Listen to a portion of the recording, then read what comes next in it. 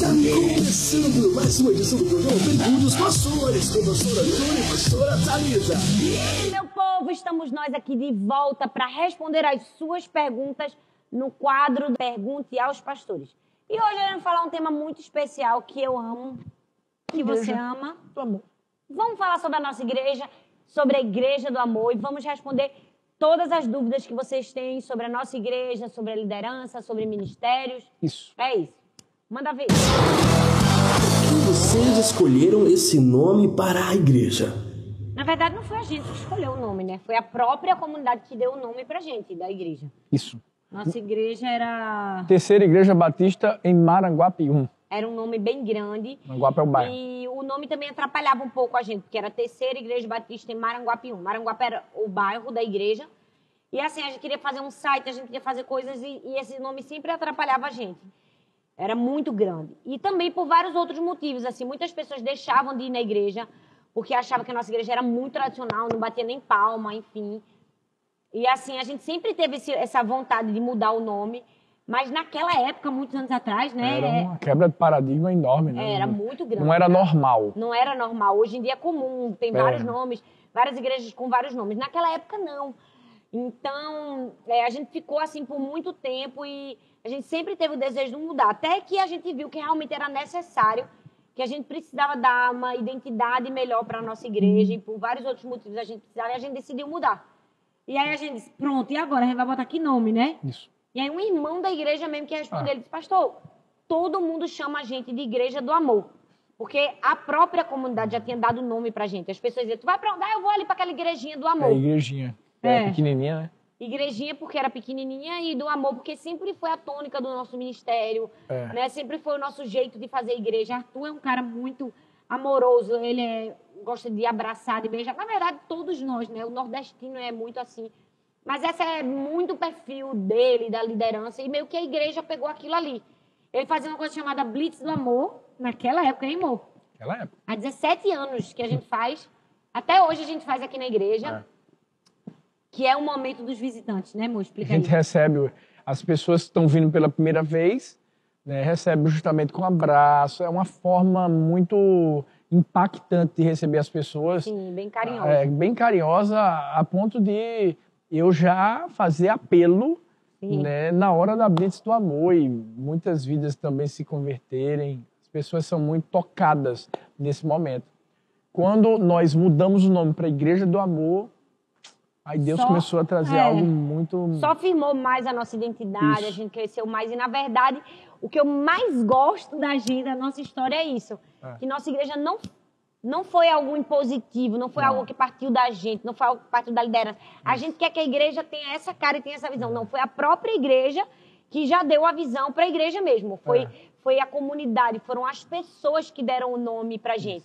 Todo mundo já chamava a gente de Igreja do Amor. Então, para mim, isso é um dos toques mais especiais da nossa história. É lindo, é por isso que a gente é Igreja do Amor. Agora, se você quer realmente saber por que a gente é Igreja do Amor, tem que vir na Igreja do Amor e você vai descobrir. Vocês tiveram medo de abrir a igreja? Não, medo não. Por mais que nós fôssemos novos, bem jovens, mas nós viemos debaixo de uma palavra, né? Antes de virmos para cá, Deus falou muito ao nosso coração em Gênesis 12, né? Onde Deus fala com Abraão para sair da terra, da parentela, da casa do pai e ir para um lugar que Deus iria mostrar. Nessa época nós estávamos em uma outra igreja, fomos enviados para aqui, para Paulista, mas certos de que tinha algo que Deus ia fazer. Por mais que houvesse incerteza dentro do nosso coração, no sentido humano da palavra, mas havia também a convicção de que Deus havia nos escolhido. E diante dessa atitude, porque eu acho que tudo na nossa vida é posicionamento. A gente tem que se posicionar diante de uma promessa. A promessa a gente já tinha, agora só precisava se posicionar. Então, quando Deus disse vai, a gente foi. O medo, pode até vir, mas a gente não foi dominado por isso. Então, quando meu pai ele nos enviou para cá, não é que existia o medo em si. Havia uma insegurança normal, porque a gente nunca tinha pastoreado a igreja, né, filha? Tu era seminarista, Eu né? era seminarista. E também a gente não conhecia a realidade daqui, a gente não conhecia a cidade. Isso. Era tudo muito novo. Foi meio que um desbravar missionário da gente, né? Isso. Ele nos enviou, mas assim, era tudo completamente às escuras, vamos dizer assim, pra gente. A gente não conhecia as pessoas, a gente não tinha liderança formada. Então, claro, muitas inseguranças nortearam o nosso coração. A gente estava acostumado com uma igreja grande, com uma igreja que tinha tudo. Estruturado, né? A gente já servia lá em vários ministérios, tanto eu como Arthur. Então, assim, pra gente foi tudo muito novo. Teve, sim, né, essa insegurança, mas medo não, porque a gente sempre teve um propósito, eu acredito, né? Confiança em Deus. Um A nossa propósito muito confiança em forte no Deus, coração, né? e a confiança em Deus, Era maior do que qualquer medo que tentava dominar o nosso coração. É isso aí. Quando vocês entenderam que os dois tinham chamado pastoral? A Eu gente tinha era 21? muito novo. Eu tinha 21, não era? Tu tinha 21, não era? Eu tinha... anos. Tu tinha 18, 19... Não, eu 17. tinha 22. 21 para 22. Não, você tinha 21 não, você tinha 22 e ia fazer 23. Eu tinha 17 para 18. Eu tinha 17, 19, 18. 21. Eu tinha 17, 18 anos e Arthur tinha 22 para 23. É isso aí. A gente veio bem cedo. Mas a gente começou tudo cedo na vida da gente, Vai né? fazer 19 anos agora aqui. Já. Eu tenho 25. Tô brincando, gente. Mas assim, porque na vida da gente foi tudo muito cedo. Então a gente foi criado nesse contexto cristão. Então, Isso. Arthur tinha 22 anos, mas, enfim, já estava no seminário, já trabalhava, já fazia faculdade. Mas ainda era muito novo, né, amor? Demais. Eu vejo as fotos, de vez em quando, algumas pessoas que Foi um milagre. estão aqui na igreja, né, desde o começo, me mandam fotos que eu digo, não, isso não era eu. A gente brinca que a gente aprendeu a liderar na tora, como diz o nordestino. É assim, na raça. Foi aprendendo no dia a dia mesmo. Não teve ninguém para ensinar mesmo, não. Foi só Jesus e as pessoas. A Igreja do Amor não tem escola dominical. Tem escola dominical. A escola só não é dominical, a escola é bíblica. Na verdade, é escola bíblica. Dominical foi um termo que foi acrescido, não me lembro por quem, mas eu estudei isso no seminário. Nossa escola bíblica é na célula. A gente estuda a Bíblia na célula, nas casas uns dos outros. Se a gente tivesse escola dominical, como as pessoas chamam, para ser no prédio da igreja, a gente ia precisar de muitos andares e de muitas salas, porque é muita gente. Então é por isso que a gente faz nas casas. A gente até, no início, tinha nesse formato de escola bíblica dominical, né? Mas com a mudança, o crescimento da igreja, a gente, porque então... quando a igreja chega num diferente. patamar que é muito grande o número de pessoas, você nunca vai comportar o necessário para as salas. Então, você vai ter que ter 50 milhões de salas. Então, a gente faz o estudo bíblico não na igreja, a gente faz nas casas uns dos outros. Mas não deixa de ser escola bíblica. É o nosso ambiente de estudo. Qual o modelo de célula que vocês utilizam? Nós não usamos, de forma específica, nenhum modelo de célula. Respeito todos. A gente, sem dúvida alguma, aprendeu com vários. Sim. Mas nós aprendemos a contextualizar, trazer para a nossa realidade e debaixo da nossa identidade também. Sim. E eu acredito que é isso que tem dado, por isso que tem dado certo aqui. Isso, a gente não fez um copiar, colou, né? Porque eu sei que tem muita gente que pensa... né, copiar modelos para ver se vai dar certo. Isso. E a verdade é que muita gente se frustra por essa razão. Então aprenda com todos, mas entenda que Deus vai derramar algo especial para você, para a igreja que você pastoreia, para que você possa, né, inserir lá na sua comunidade. E aí vai dar certo. A nossa igreja local e a nossa célula, nós somos uma coisa só. A célula é o coração da igreja. E assim, tudo que existe na célula, os principais elementos, foi tudo a gente que foi inserindo de acordo com a nossa identidade. Então, eu acho que esse é o melhor modelo. É você conhecer a visão, a missão, a paixão da sua igreja e, a partir daí, fazer a sua célula funcionar de acordo com o coração da igreja.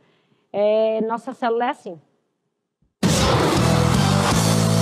Tudo ministrado nas células é o mesmo dos cultos? Sim. Isso. No início, a gente chegou a a adotar. A nossa igreja é uma igreja que ela não tem medo de mudanças. Eu acho que isso é importante você também entender na sua liderança. Porque no início a gente primeiro adotou alguns livros específicos Sim. que eram estudados, né, capítulo por capítulo nas células. Sim. Até porque estava A gente começou com o livro Uma Vida com Propósito, do pastor Rick Warren. Isso Foi mesmo. assim que a gente começou a célula. É um pastor que nos inspira muito. E depois a gente foi adaptando até encontrar, né, esse modelo que a gente faz, que eu acredito que muitas igrejas fazem, eu acho que as principais igrejas fazem, que é pegar o culto do domingo e jogar para a célula para que possa haver um maior crescimento. Né? Porque ninguém, na hora do culto, vai levantar a mão para perguntar para o pastor, ei, a gente sabe que ninguém faz isso, mas na célula é muito bom, porque tem muitas outras coisas que podem ser acrescentadas de alguma forma, Sim, um aprendizado a mais. E a gente também, é legal explicar isso, talvez a pessoa tenha essa dúvida, o nosso estudo da célula já vai para o líder todo pronto, com tudo que precisa para a célula. O quebra-gelo e todos os elementos que vão na célula, o líder já recebe pronto e a gente entrega antes para que ele escute a palavra no domingo, ele vai receber o alimento, mas também vai estar ali o estudo e durante a semana as pessoas vão aprofundar, tirar as dúvidas. Isso. É muito legal. A gente acredita que esse modelo é mais eficaz, né? Porque toda repetição gera uma retenção. Então, a gente está repetindo de forma mais profunda e as pessoas conseguem aprender melhor. É a mesma coisa que a gente ensinasse uma coisa domingo e outra coisa durante a semana.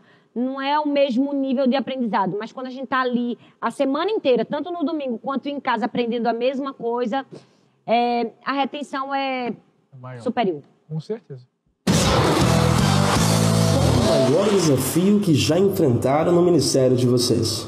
Uau, muitos desafios. Eu posso dizer o meu? Fala aí. Eu acho que no ministério da gente, o meu não, o nosso, né, na verdade, o que eu acho, foi a compra do terreno. Eu acho que esse foi um dos maiores desafios.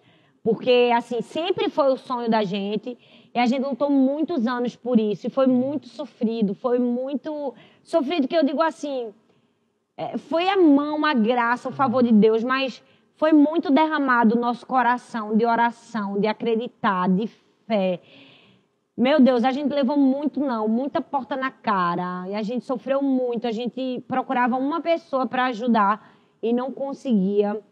Foi muito difícil, mas foi o maior desafio e talvez hoje a maior alegria ministerial da gente, não foi, amor? Com certeza. Eu acho que se eu pudesse dizer a maior alegria ministerial que a gente teve, não teve maior do que no dia que a gente comprou esse terreno e no dia que a gente entrou aqui. É verdade.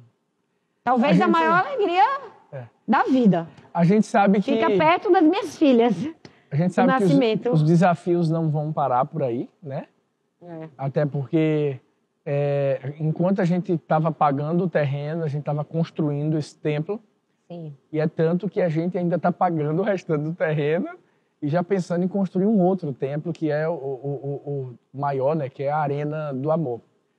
Mas eu acredito também que o maior desafio tenha sido esse, né? A compra. Eu acho que pelo contexto de tudo que a gente passou como igreja local, a gente começou sem nada, sem nenhum recurso financeiro, sem nenhum recurso humano, a gente não tinha liderança pronta, a gente não tinha pessoas, não tinha ninguém para trabalhar, a bateria era uma caixa de papelão, a gente tinha um caixinha de som, um microfone, era tudo muito precário. Então, chegar onde nós chegamos hoje, e quando eu falo de chegar onde chegou, ter uma condição mínima de estrutura e ter um conforto e ter tudo que a gente está conseguindo ter pela graça de Deus, assim, tem outro significado pela nossa história. Eu sempre digo que a ausência faz a gente valorizar mais a presença. Então, como a gente teve muitas ausências ministeriais, hoje a gente dá muito valor a essa presença. Resolvendo os problemas. Fazendo como Jesus. Você vai puxar... Simples assim. Tô brincando, gente. Meu marido vai ser mais profundo e vai dar... Porque ele sabe resolver problemas. Você vai... Vou dar a dica. Resolva os problemas como ele resolve. Com muita graça, muito amor, falando calmo, com muita fé e acreditando que todos os problemas são resolvidos. Porque quando não se tem um tostão para pagar a conta, ele disse, calma, Deus vai mandar o dinheiro, não estou preocupado. Quando as pessoas estão se engalfiando, ele faz... calma, gente, vamos amar. Olha, a Bíblia ensina a gente a perdoar. Aí quando as pessoas dão uma facada nas costas, ele, calma, gente, isso tudo é uma fase, a pessoa estava passando por um problema. É assim que ele resolve. Thalita falando... Respondi. Ela já nos mostrou uma coisa aqui. Vai haver vários tipos de problemas, né? Você pode ter um problema realmente ligado a finanças, ou um problema na própria liderança de alguém ter errado, ou ter se levantado contra você. Dependendo do tipo de problema, né? Você vai ter que saber lidar com ele. Mas eu acho que o que faz você resolver qualquer tipo de problema da melhor forma é você sempre buscar em Deus a solução do problema. Sempre. Qualquer tipo de situação que a gente vive aqui na Igreja do Amor, primeira coisa que eu faço é correr para os braços do meu Pai Celestial e dizer assim, Paizão, e agora? O que é que o senhor me diz? O que é que eu tenho que fazer? E em segundo lugar, claro, né?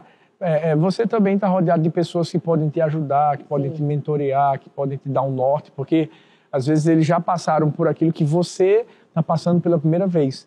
Entender que tem pessoas mais experientes que podem ajudar você na solução de problemas. Então, é isso aí.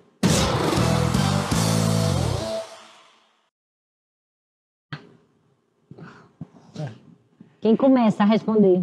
Eu acho que o maior desejo do nosso coração é viver o que a gente realmente fala de Paulista para o mundo. A gente quer que aquilo que Deus tem trazido sobre nós em uma cidade que não era nem conhecida há alguns anos atrás, a gente possa levar para o mundo. Nós acreditamos mesmo que quando a gente declara que vai ser de Paulista para o mundo, nós acreditamos que a unção, a graça do Senhor que está sobre nós não é exclusiva, é inclusiva. E a gente acredita que o que Deus está fazendo aqui, Ele vai fazer no Brasil e nas nações. É isso aí, esse gente. É o principal. Não dá nem mais para falar nada. Vou falar o quê depois dessa? É isso aí, que o coração da nossa igreja local seja expandido para muitos outros lugares e que a gente possa levar fome, paixão por Jesus, por vidas salvas, vidas transformadas para outras cidades, outros países, para o mundo inteiro. É isso aí, vamos levar Jesus. Botar a assinatura dele escrito com a caneta do amor no coração impresso de muitas pessoas. Como fazer? O nosso método de expansão da Igreja do Amor é muito legal, muitas pessoas perguntam isso. Não é de orarmos e vermos um lugar e abrirmos uma igreja ali, numa cidade específica. A gente não quer fazer isso. Nossa prioridade como igreja, nosso DNA é ganhar vidas e cuidar muito bem delas. Então, a gente não quer simplesmente chegar numa igreja, num local e abrir, porque fazendo isso a gente pode não ganhar tantas pessoas para Jesus, podem vir muitas outras pessoas de outras igrejas. Então, nós entendemos que a maneira mais saudável de expandirmos a nossa igreja é através das células. Então, numa cidade a gente implanta uma célula. Por exemplo, um membro da nossa igreja que era daqui se mudou para Salvador. Aí ele abriu a célula dele lá em Salvador e começa a se multiplicar e abre outras células. E a partir do momento que naquela cidade tem um número mínimo de células, né, com um quantitativo mínimo de pessoas, aí a gente abre sim uma igreja local. Quando a gente já ganhou muitas pessoas para Jesus, quando a gente está cuidando delas e discipulando, porque a gente entende que a gente já abre uma igreja assim, vamos dizer assim, um pouco mais forte, sólida, saudável. E a gente tem feito essa expansão através das células. Hoje nós temos células em Salvador, São Luís do Maranhão, né? Salvador, São Luís do Maranhão, Mojimirim, e Mojimirim, São Paulo. E estamos na iminência de abrir uma em Campina Grande. Sim, uma em Campina Grande. Mas, na verdade, às vezes não é só um membro da igreja que se muda. Isso. Às vezes tem uma pessoa que, por exemplo, a gente tem muitas pessoas espalhadas aí nesse Brasil que amam a Igreja do Amor, vivem, né? Que já vivem a nossa essência, porque talvez estão muito tempo sem igreja. Então, assistem todos os cultos online, participam de todas as conferências, vêm para aqui, já participaram do Inside, enfim. Essas pessoas são da Igreja do Amor à distância. Então, o que é que nós fazemos com essas pessoas? Elas abrem a casa delas como anfitriãos, e eles não são líderes da célula, são anfitriões, e nós lideramos daqui a célula. Então, um pastor da nossa equipe, um líder da gente, fica coordenando essa célula online, né? Discipulando, treinando essa pessoa até o momento que a gente realmente entendeu que ela é um membro ajustado, que entendeu a visão, que está com o coração na nossa igreja local. Então, nós colocamos ele como líder e, a partir daí, começa a multiplicação e, com um quantitativo mínimo de células naquele lugar, a gente abre uma igreja. Isso aí.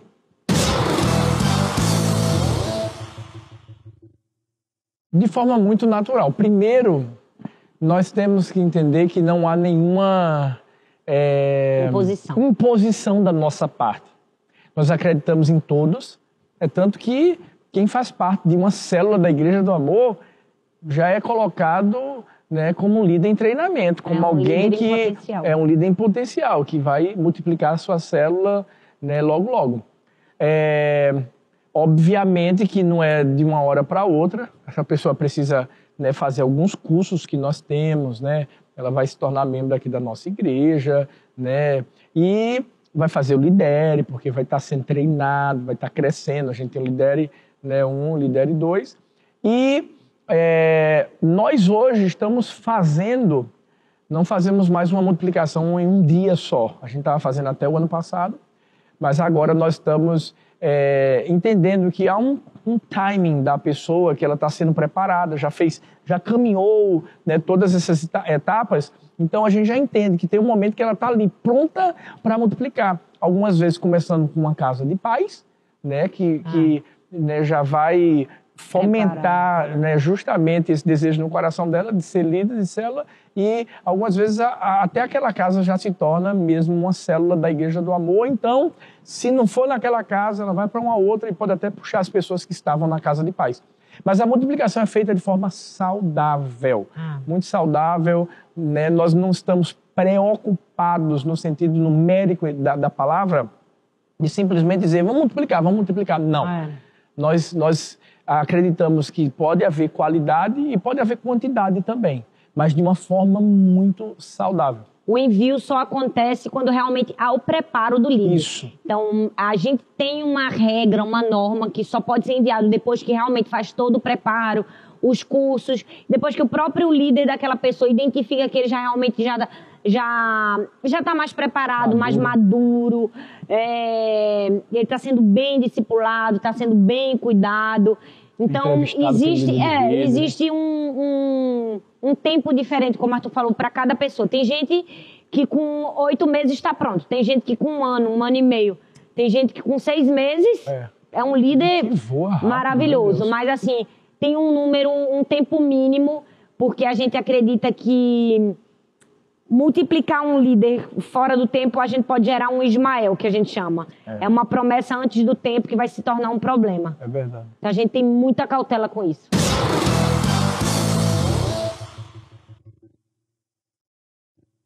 Como Jesus superou. Eu acho que amando e perdoando.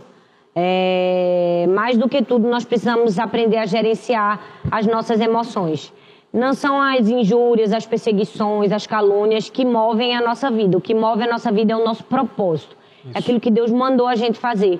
Então, a gente não é dessas pessoas que focam na tristeza, na perseguição. A gente foca no que a gente precisa fazer e no que Deus mandou a gente fazer. E isso, pra gente, é um segundo plano que fica para trás porque já foi perdoado e amado. Agora, aqui, na nossa igreja local, a gente tem pouco disso, bem pouco. A gente nunca teve, por exemplo, um levante, como acontece em muitas igrejas, de uma pessoa trair, sair, se rebelar, abrir uma igreja e levar bem muita gente. Graças a Deus, a nossa liderança é tão tranquila, tão bonito aqui, o que Deus tem feito, que isso nunca aconteceu, graças a Deus. Claro, sempre tem uma outra pessoa que, infelizmente, né, passa por um momento de dúvida na mente e termina se deixando levar pelo aquilo que o inimigo ensina, mas isso é uma coisa bem... Exceção aqui na nossa igreja, graças a Deus. Mas a gente não lida... Fazer o que Jesus fez. Pai, perdoa-lhes porque não sabem o que fazem. Eu acho que muitos líderes hoje na nossa nação, eles pecam por causa disso. Porque, assim, eles se apegam às dores, eles... me traíram, fui injustiçado, estou sendo perseguido. Cara, se a gente está sendo perseguido... Jesus foi muito mais do que a gente. Então, não posso nem me comparar, não posso nem achar ruim que eu estou sendo perseguida, sabe? Jesus foi muito mais perseguido. Muito pelo contrário, eu sou bem-aventurado, porque a Bíblia diz que aquele que for perseguido em nome do Senhor e por causa da justiça vai ser bem-aventurado. Então, a gente não fica se apegando a essas coisas, não. A gente cumpre o nosso propósito, né, amor? Isso aí. Até porque, às vezes, isso se torna apenas uma distração. Uma distração, boa. Para você perder o foco. O nosso foco é vidas. É isso aí. É ganhar as multidões e cuidar bem delas. Chega.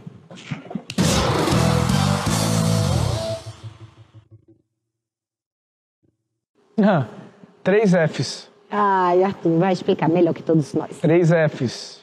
Fidelidade, flexibilidade e frutificação. Fidelidade porque... esse líder precisa ser fiel a Deus, né? E se for fiel a Deus, vai ser fiel à sua liderança. Flexibilidade, porque esse líder ele vai precisar ter um coração muito flexível. Ou seja, ele vai conseguir receber o afago do seu líder, mas também vai conseguir receber o puxão de orelha com muito amor do seu líder. Então, isso mostra que o coração dele está tranquilo.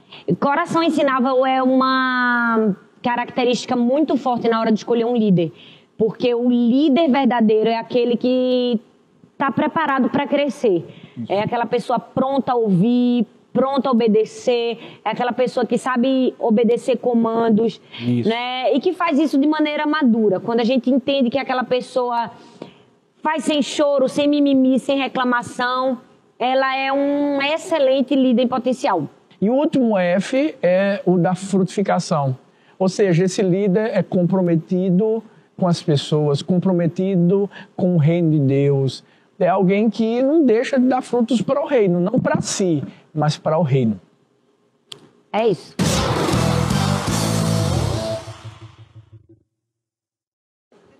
Essa resposta a gente pode dar, não é? Com certeza. Eu te entendo. A gente é expert. Nós te entendemos. Nisso. A gente já passou por isso. Deixa eu te dizer uma coisa. A gente, quando começou a nossa igreja, nosso primeiro culto tínhamos 7 pessoas. A gente só tinha uma caixinha de som velho caindo aos pedaços. Um microfone que... rolava na mão. Tinha o fio horrível. Era. Um violão e um teclado. E a gente teclado nem tocava ainda, né? A gente tinha muitas ausências, a gente não tinha nada, zero de recursos. Era um lugar muito difícil e financeiramente falando, recursos, nem ventilador direito na igreja tinha, era um calor horrível, era um ventilador de teto velho caindo aos pedaços, só puxava o calor da telha, era horrível. A gente sabe o que é não ter nada, só que é nada. A gente começou do nada. E não é só não ter nada, é não ter prospecção para crescimento. Porque demorou muito para a gente crescer. Até a gente treinar pessoas, até a gente ganhar pessoas. Uns 10 anos. E foi no mínimo 10 anos de muito sofrimento em termos de estrutura financeira, zero investimento. Sonhar, a gente sonhava sempre. Sempre sonhávamos. Agora... A diferença também é o seguinte, é você valorizar o que você tem. Faz com o que tem, a resposta é essa. Quando você valoriza o que você tem, Deus te dá o que você está querendo ter. Uau, é isso. Então, a gente sempre fez isso, né? A bateria é um exemplo, né? Teve um irmão da igreja que logo no começo ele disse, pastor, eu tenho uma bateria. Arthur ficou numa alegria, porque bateria é um dos instrumentos mais caros. Quando ele trouxe, era uma caixa de papelão, um buraco no meio que ele botou um microfone, uma panela cheia de garfo e talher. Ele sentou, gente, nunca vou me esquecer. Sentou no banquinho, pegou 2 baquetes aí. Parecia uma bateria eletrônica. Uma maravilha. E Arthur não ia mandar ele embora com a bateria dele. Arthur disse, não, irmão, Gildo, que até hoje está aqui com a gente na igreja, inclusive hoje é funcionário da nossa igreja, pode colocar sua bateria no altar. E por incrível que pareça, a gente passou mais de um ano. Foi. Um ano com uma bateria de papelão, porque a gente não tinha condições de comprar uma bateria. Então é como a Arthur disse, a gente sempre soube trabalhar com o que a gente tinha. Fazer do nosso jeito. E no tempo certo, o próprio Deus se encarrega de ver se o nosso coração vai servir só por causa das coisas ou pela motivação certa. Isso mesmo. E hoje, graças a Deus, a gente tem Hoje tem um monte. muitas coisas. Tem tudo aqui na Até nossa bateria igreja. patrocinada a gente já teve. Glória a Deus. Seja fiando pouco, que Deus vai colocar você sobre o muito. É isso aí. Gente, foi uma alegria estar aqui com vocês, responder essas perguntas sobre a nossa igreja amada do coração. Gente, nós somos apaixonados pela nossa igreja local. Demais. Tem o nosso amor, tem o nosso coração. A gente... Meu Deus, A gente é suspeito, na verdade, Pra de falar, né? que a gente começou isso aqui há muitos anos atrás, com 17 anos. Nós fomos enviados para cá. Foi um trabalho missionário, foi um trabalho pioneiro. Então, nossa igreja local tem o nosso coração, tem o nosso amor, tem a nossa dedicação. E assim, hoje a gente olha para trás, né, amor? A gente pode dizer, poxa, valeu a pena. Valeu a pena. Tudo que a gente de novo. viveu. Com e certeza. a gente está aqui para incentivar você a não desistir. Você que é pastor, que está começando, você que é um líder, né? Dê o seu melhor, que você possa estar sempre com a motivação certa no seu coração. A Bíblia diz em Colossenses, tudo que você for fazer, faça de coração, como para o Senhor e não para homens. Isso. Se tudo que você fizer for para Deus e você Vai dar colocar certo. a sua excelência, o seu melhor, eu tenho certeza que vai dar certo. Foi isso que a gente fez aqui na nossa Igreja do Amor. Foi maravilhoso responder esse bloco, não foi, amor? Demais, demais mesmo. É isso. E agora, aciona lá o sininho para receber Dá o as seu like do notificações. vídeo. Dá o like, com certeza. Compartilhe Sim. e abençoe mais vidas através daquilo que a gente conversou hoje. Não é isso, meu amorzinho? É isso. Um beijo grande, que Deus abençoe você.